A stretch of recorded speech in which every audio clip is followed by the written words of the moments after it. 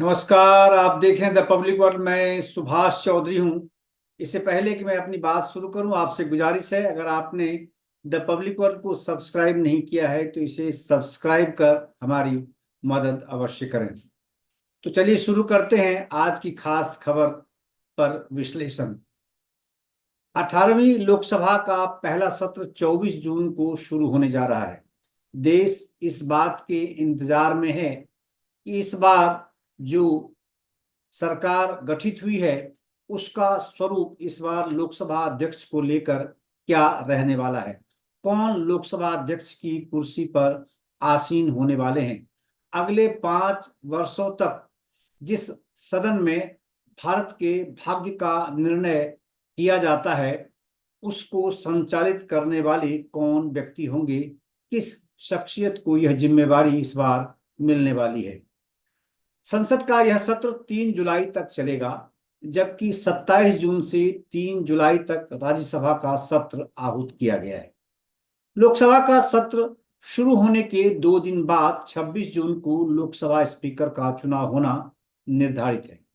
संसदीय परंपरा के अनुसार 27 जून को सुबह 11 बजे राष्ट्रपति द्रौपदी मुर्मू संसद के दोनों सदनों को यानी संयुक्त अधिवेशन को लोकसभा में संबोधित करेंगे। इसमें राष्ट्रपति अपने अभिभाषण के माध्यम से नवगठित केंद्र सरकार की योजनाओं और उनकी नीतियों से सांसदों सहित देश को अवगत करवाएंगी। इस प्रकार की परंपरा हमेशा रही है कि जब भी नई लोकसभा का गठन होता है तो पहली सदन आहूत से पहले संयुक्त अधिवेशन को राष्ट्रपति संबोधित करती हैं और उनके माध्यम से सरकार अपनी योजनाओं की रूपरेखा देश के सामने रखती है। राजनीतिक दृष्टि से यह सत्र बेहद महत्वपूर्ण होगा। सत्ता पक्ष और विपक्ष की सहमति बनी तो सर्वसम्मति से लोकसभा अध्यक्ष का चयन किया जाएगा, अन्यथा जोर आजमाइश में निर्धारित प्रक्रिया के तहत वोटिंग से चुनाव करवाया जा सकता है। कई बार इस प्रकार की स्थितियां लोकसभा में पैदा हुई है। सहमति नहीं बनने पर वर्तमान एनडीए सरकार को विश्वास मत हासिल करने से पूर्व ही स्पीकर का चयन करने में ही अपने बहुमत का प्रदर्शन करना पड़ सकता है। विश्वास मत में सरकार यानी प्रधानमंत्री अपने सरकार के प्रति विश्वास सदन का जाहिर करने की दृष्टि से एक प्रस्ताव रखते हैं। उस पर फिर सत्ता पक्ष और विपक्ष के सांसद अपनी बातें रखते हैं, बहस होती है और फिर या तो ध्वनि मत से उन्हें समर्थन मिल जाता है या फिर अगर विपक्ष वोटिंग की मांग करता है तो फिर वोटिंग कराकर उन्हें कितना बहुमत प्राप्त है, कितने सांसदों का समर्थन प्राप्त है सरकार को, उसका खुलासा वहां हो जाता है और कितने उनकी विपक्ष में है वो स्पष्ट वहां हो जाता है।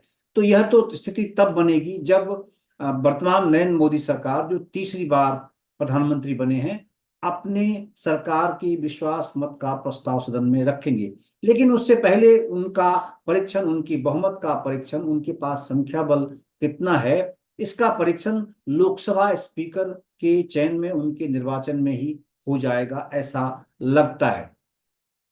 बहरहाल राजधानी दिल्ली के राजनीतिक गलियारे में चर्चा का बाजार बेहद गर्म है। कहा जा रहा है कि स्पीकर की रेस में एक बार फिर पूर्व लोकसभा स्पीकर ओम बिरला सबसे आगे चल रहे हैं। इसके अलावा सत्ता पक्ष यानी एनडीए की ओर से उड़ीसा से वरिष्ठ सांसद भर्तृहरि महताब और आंध्र प्रदेश से लोकसभा चुनाव जीतकर आई डी पुरंदेश्वरी का नाम भी चर्चा में है। दूसरी तरफ कयास यह भी लगाए जा रहे हैं कि टीडीपी नेता व आंध्र प्रदेश के सीएम चंद्रबाबू नायडू और जेडीयू प्रमुख व बिहार के सीएम नीतीश कुमार की ओर से भी स्पीकर पद पर अपनी पार्टी के सांसद को बैठाने की मांग की जा रही है। हालांकि इसको लेकर दोनों ही दलों के नेताओं ने अभी तक सार्वजनिक तौर पर अपने पत्ते नहीं खोले हैं। जेडीयू के प्रवक्ता, जो राष्ट्रीय प्रवक्ता हैं केसी त्यागी, उन्होंने इस बात को लेकर यह साफ कर दिया है कि उनकी कोई मांग नहीं है, जबकि टीडीपी की ओर से भी अभी इस मामले पर कुछ भी ऐसा नहीं कहा गया है जिससे यह समझा जाए कि इन दोनों दलों की ओर से इस पद पर स्वयं के सांसद को बैठाने की मांग की जा रही है। ऐसे में यह समझा जा रहा है कि भाजपा शायद इस बार भी अपने ही सांसद को स्पीकर बनाने में कामयाब हो सकती है, अगर अंदर खाते अंतर विरोध नहीं हुआ तो। वैसे लोकसभा चुनाव 2024 के चुनाव परिणाम आने के साथ ही इस बात के कयास लगाए जाने लगे थे कि लोकसभा अध्यक्ष पद पर इस बार भाजपा अपने सांसद को नहीं बैठा पाएगी, क्योंकि उसे बहुमत नहीं मिलने से बहुमत के लिए उनकी निर्भरता एनडीए की घटक दलों पर है। भाजपा को इस बार केवल 240 सीटें ही हासिल हुई। इस बार एनडीए के अन्य सहयोगी दलों में से जदयू और टीडीपी के सबसे अधिक सांसद जीतकर लोकसभा पहुंचे हैं। टीडीपी के 16 सांसद जीतकर लोकसभा पहुंचे हैं, जबकि जदयू के 12 सांसद सदन में आए हैं। इससे पूर्व भी अटल बिहारी वाजपेयी की सरकार में टीडीपी के सांसद ही लोकसभा अध्यक्ष बनाए गए थे। चंद्रबाबू नायडू ने इस मांग के लिए अड़ियल रुख अपनाया था, क्योंकि उन्हें इस बात का भय था, उन्हें आशंका थी कि तब की भाजपा कहीं उनके सांसदों को तोड़कर, यानी उनकी पार्टी को तोड़ न दे, उन्हें कमजोर करने की कोशिश न की जाए। इससे बचने के लिए उन्होंने अपने यानी अपने सांसद को लोकसभा अध्यक्ष की कुर्सी पर बैठाने की मांग की थी। हालांकि इस बार भी उन्हें उनको कमजोर करने, उनकी पार्टी को तोड़ने की कोशिश हो सकती है, यह भय अब भी बरकरार है। लेकिन इस बार स्थिति थोड़ी भिन्न है। तब भाजपा के पास 240 सांसद नहीं थे और न ही नरेंद्र मोदी जैसे पीएम।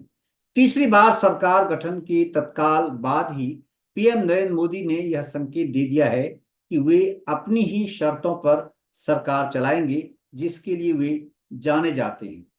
ऐसा इसलिए कहा जा रहा है क्योंकि पीएम मोदी ने अपने मंत्रिमंडल में सभी महत्वपूर्ण मंत्रालयों की जिम्मेदारी अपनी ही पार्टी के पुराने चेहरे को देकर यह साफ संकेत दे दिया है कि वे मजबूरी की सरकार के मुखिया नहीं हैं। ऐसे में इस बात की संभावना कम ही लगती है कि भाजपा से इतर किसी अन्य दल के सांसद को लोकसभा अध्यक्ष पद पर पीएम मोदी बैठाने को तैयार होंगे। हाँ, यह अलग बात है कि भाजपा से कौन इस पद के लिए चुने जाएंगे, इस पर सहमति बनाई जा सकती है। इस पर एक औपचारिक कंसल्टेशन किया जा सकता है। इस पर राय मशविरा सहयोगी और विपक्षी दलों से भी किया जा सकता है। इस प्रकार की संभावना दिख रही है। मेहताब भर्तृहरि ओडिशा के एक प्रमुख बीजेपी नेता हैं। वह पहले नवीन पटनायक के बीजू जनता दल में थे, बाद में बीजेपी में शामिल हुए। जबकि डी पुरंदेश्वरी आंध्र प्रदेश में बीजेपी अध्यक्ष हैं। उनकी अगुवाई में बीजेपी ने राज्य की लोकसभा और विधानसभा सीटों पर जबरदस्त प्रदर्शन किया है। वहीं ओडिशा की विधानसभा चुनाव में भी भाजपा ने बेहतरीन प्रदर्शन करते हुए बीजू जनता दल के 24 साल के अभेद्य बन गए शासनकाल को खत्म कर अपनी सरकार बनाई है। यह एक बड़ी सफलता के रूप में देखा जा रहा है। जहां तक मेहताब भर्तृहरि का सवाल है, वो भाजपा में शामिल हुए हैं और कम समय उनको भाजपा में शामिल हुआ है। हालांकि उनका अनुभव अपार है संसदीय दृष्टि से, लेकिन डी पुरंदेश्वरी का नाम उस स्थिति में सामने लाया जा सकता है अगर टीडीपी अपने सांसद को लोकसभा स्पीकर बनाने के लिए अड़ जाए। तब यह चाल भाजपा चल सकती है, क्योंकि डी पुरंदेश्वरी भी आंध्र प्रदेश से ही है और आंध्र प्रदेश से अगर भाजपा किसी सांसद को लोकसभा स्पीकर बनाना चाहेगी, उसके नाम को वो उछाल देगी, तो ऐसे में टीडीपी के लिए धर्म संकट की स्थिति बन सकती है। टीडीपी आंध्र से किसी भी सांसद को बड़े पद पर, यानी लोकसभा स्पीकर जैसे महत्वपूर्ण पद पर आसीन होने से वंचित करते हुए नहीं दिखना चाहेगी। उनके लिए एक राजनीतिक संकट की स्थिति पैदा हो सकती है। आंध्र प्रदेश की जनता में इस बात का एक नकारात्मक हवा बह सकती है कि टीडीपी प्रमुख चंद्रबाबू नायडू ने आंध्र प्रदेश के ही किसी सांसद को, नेता को बड़े पद पर बैठने से रोक दिया, रोड़ा अटका दिया। इसलिए संभावना इस बात की है कि भाजपा अगर टीडीपी अड़ी तो भाजपा यह चाल चल सकती है और इस चाल में संभवतः टीडीपी नेता चंद्रबाबू नायडू फंस सकते हैं। फिर उनके पास इनको समर्थन करने के अलावा कोई विकल्प नहीं रहेगा। अब खबर है कि 26 जून को प्रधानमंत्री नरेंद्र मोदी स्पीकर पद के लिए उम्मीदवार के नाम पर प्रस्ताव पेश करेंगे। इस प्रकार की परंपरा संसद में हमेशा रही है। सहमति या असहमति की स्थिति के अनुसार तब चेयर पर आसीन टोटेम स्पीकर निर्णय लेंगे। खबर है कि इसको लेकर भाजपा में गहन मंथन जारी है। ओम बिरला को लेकर गृह मंत्री अमित शाह और पीएम नरेंद्र मोदी की सहमति मिलने के प्रबल आसार हैं, जबकि मेहता भर्तृहरि के लंबे संसदीय अनुभव और उनके सौम्य स्वभाव को लेकर उन्हें वरीयता मिल सकती है। दूसरी तरफ विपक्ष इस बात के लिए दबाव बना रहा है कि अगर स्पीकर का चयन सर्वसम्मति से कराना चाहती है भाजपा, तो फिर डिप्टी स्पीकर का पद विपक्ष को देना होगा। लोकसभा में वास्तव में स्थिति क्या है उसके बारे में आपको बताता हूं, जिसके कारण से आज विपक्ष इस स्थिति में है कि वो डिप्टी स्पीकर का पद मांग रहा है। भाजपा के 240 सांसद हैं, कांग्रेस के 99 जीत कर आए हैं, समाजवादी पार्टी के 37, तो टीएमसी के 29 सांसद इस बार लोकसभा पहुंचे। डीएमके के 22 सांसद और टीडीपी के 16 सांसद जीतकर इस बार सदन में पहुंचे। जनता दल यूनाइटेड यानी बिहार से 12 सांसद आए हैं, जबकि शिवसेना उद्धव गुट के 9 प्रत्याशी इस बार जीतकर लोकसभा पहुंचे हैं। एनसीपी शरद पवार के भी 8 सांसद इस बार लोकसभा में हैं। शिवसेना शिंदे गुट के 7 सांसद हैं। इनके अलावा क्षेत्रीय दलों व निर्दलियों की संख्या भी लगभग 64 है। बहुमत एनडीए के पास है, जबकि विपक्षी इंडिया गठबंधन में कांग्रेस सहित 232 सांसद हैं। संभावना इस बात की है कि लोकसभा स्पीकर पद के लिए अगर टीडीपी के किसी सांसद का नाम आगे किया जाता है तो कांग्रेस सहित सभी विपक्षी दल इसका समर्थन कर सकते हैं। यह एक बड़ी राजनीतिक चाल हो सकती है। अगर भाजपा के किसी सांसद का नाम आगे आता है तो आशंका है कि विपक्ष इसमें रोड़े अटका सकता है, तब तक जब तक कि उन्हें डिप्टी स्पीकर का पद देने पर सहमति नहीं बन जाए। इसीलिए ये अगर और मगर की स्थिति में कुछ वहां एक स्थिति आप लोकसभा में देखने को मिल सकती है कि सत्ता पक्ष और विपक्ष के बीच में कुछ तनाव भी देखने को मिल सकते हैं, नोकझोंक भी देखने को मिल सकते हैं और स्थिति वोटिंग तक भी आ सकती है। दोनों ही पक्ष, क्योंकि इस प्रकार के संकेत मिल रहे हैं, अगर डिप्टी स्पीकर का पद विपक्ष को देने पर सत्ता पक्ष सहमत नहीं होता है तो फिर विपक्ष भी अपना लोकसभा स्पीकर के पद के लिए अपना उम्मीदवार उतार सकता है। इस प्रकार के संकेत हैं। इस प्रकार की मरमरिंग चरमराहट जो है वो देखने को मिल रही है अभी से ही, और अगले 24 से 48 घंटे में 2 से 3 दिनों में और भी स्थिति स्पष्ट हो सकती है, क्योंकि इसको लेकर अंदर खाते मेल मिलाप की प्रक्रिया भी शुरू हो चुकी है। पिछली लोकसभा में सत्ता पक्ष और विपक्ष यानी भाजपा और कांग्रेस के बीच जिस प्रकार तनाव की स्थिति बनी रही थी, उसे देखकर तो नहीं लगता कि इस मुद्दे पर दोनों पक्ष एक मत हो पाएंगे। इस बीच संसदीय कार्य मंत्री किरण रिजिजू ने कांग्रेस पार्टी के अध्यक्ष और राज्यसभा में विपक्ष के नेता मल्लिकार्जुन खड़गे से मुलाकात कर संसद को सुचारू रूप से चलाने में सहयोग की अपेक्षा के साथ मुलाकात की थी। उनसे संसद को सुचारू रूप से चलाने की दृष्टि से सहयोग मांगा था। इस प्रकार की खबरें सामने आई हैं और यह एक पॉजिटिव जेस्चर के रूप में माना जाता है। इस तरह की परंपरा हमेशा रही है कि संसदीय कार्य मंत्री बेहद अहम भूमिका में होते हैं और वो सत्ता पक्ष यानी सरकार और विपक्ष के बीच का एक पुल के रूप में वो काम करते रहे हैं। लेकिन पिछले 5 वर्षों में इस भूमिका में बड़ी कमी दिखी है, लेकिन हाल के वर्षों में यह देखने को नहीं मिली थी। अब भाजपा की ओर से इस नई पहल का कांग्रेस सहित अन्य विपक्षी दल किस प्रकार का जवाब देते हैं, क्या प्रत्युत्तर देते हैं, यह देखना होगा। उनकी रणनीति क्या कुछ है। खबर यह भी है कि भाजपा ने रक्षा मंत्री राजनाथ सिंह को इस मुद्दे पर अपने सहयोगी दलों और विपक्ष के साथ सहमति बनाने की जिम्मेदारी दी है। उनका प्रयास कितना सफल होगा इस बात पर निर्भर करेगा कि उनके पॉकेट में विपक्ष के लिए क्या प्रस्ताव है।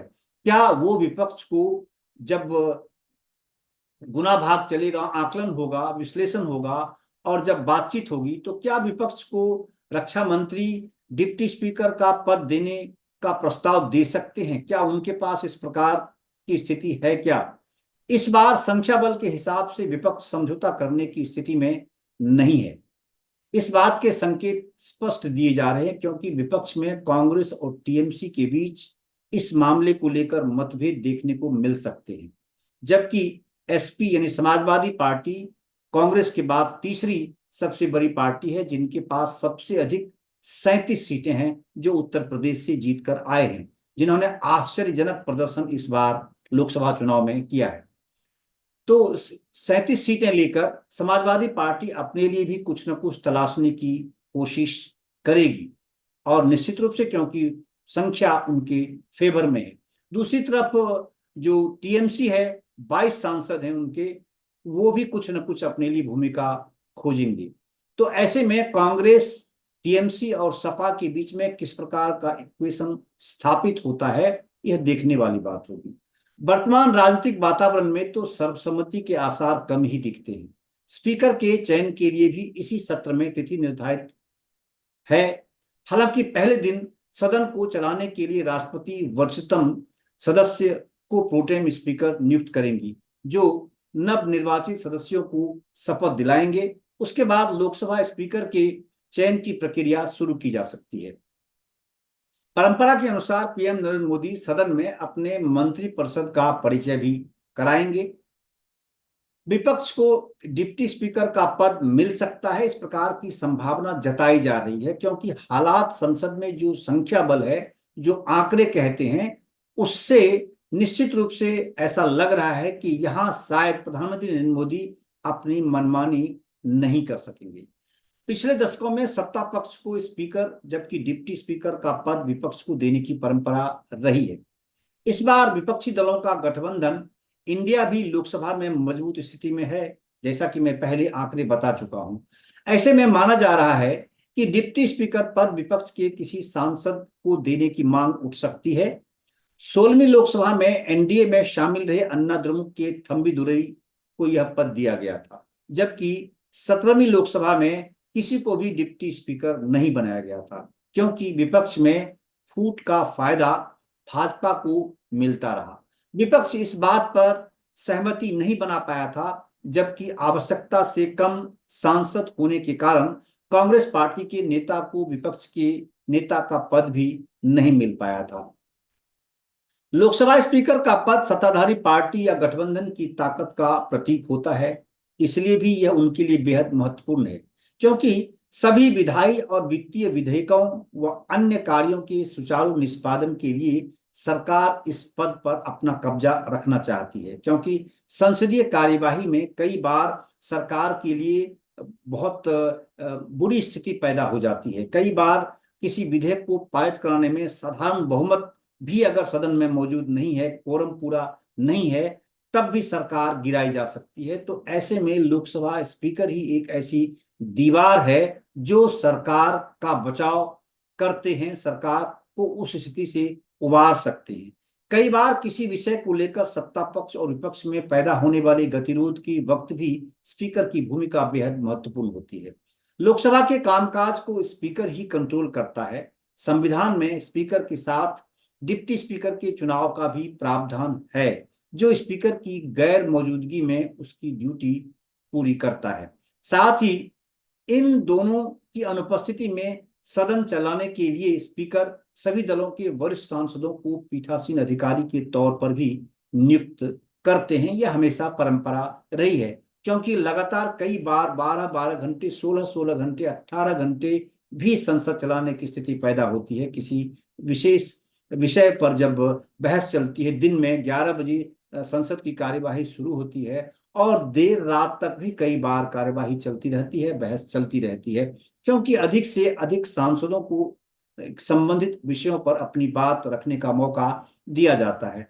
तो ऐसे में अकेले लोकसभा स्पीकर इतनी देर तक चेयर पर बैठकर संसद को नहीं चला सकते व्यावहारिक दृष्टि से, और ना ही डिप्टी स्पीकर भी। कई बार दोनों की अलग अलग प्रकार की संसदीय कार्यवाही के अलावा भी व्यस्तताएं होती हैं, तो उसका भी निष्पादन उन्हें करना होता है। ऐसे में पीठासीन अधिकारी ही बड़ी भूमिका अदा करते हैं, और पीठासीन अधिकारी ही लोकसभा स्पीकर की भूमिका में चेयर पर आसीन होकर संसद को चलाते हैं, बहस को संचालित करते हैं। बहरहाल इस एपिसोड में इतना ही। आगे फिर हम किसी विशेष विषय को लेकर, उसके विश्लेषण को लेकर हाजिर होंगे। आपसे पुनः गुजारिश है कि अगर आपने द पब्लिक वर्ल्ड को सब्सक्राइब नहीं किया है तो इसे सब्सक्राइब कर हमारी मदद अवश्य करें। आपका बहुत बहुत धन्यवाद।